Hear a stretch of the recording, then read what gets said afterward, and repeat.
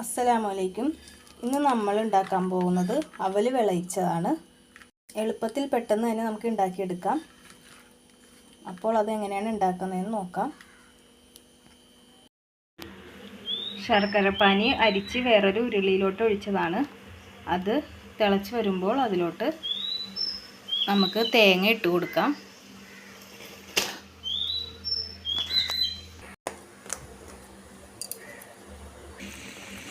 അത് തിളച്ച് വരുമ്പോൾ 2 ഏലക്കായും നല്ല ജീരകവും പൊടിച്ചിട്ട് കൊടുക്കാം.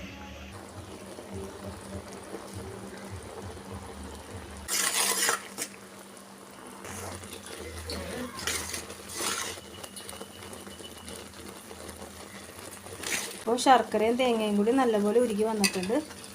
ഇപ്പോൾ നമുക്ക് അവലിട്ട് കൊടുക്കാം.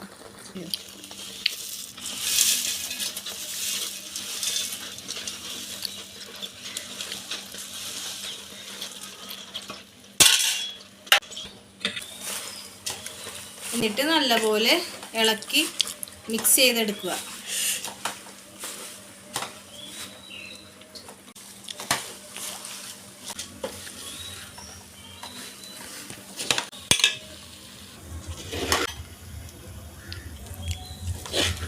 ശർക്കരയും അവലും നല്ല മൊരിഞ്ഞ പോലെ ആയിട്ട് വന്നിട്ടുണ്ട്.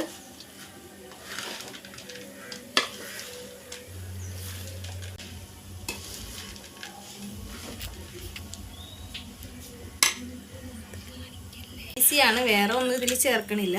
പെട്ടെന്ന് നമുക്ക് ഉണ്ടാക്കിയെടുക്കാൻ പറ്റും. അപ്പോൾ ഇത് എല്ലാവരും ഉണ്ടാക്കി നോക്കണം.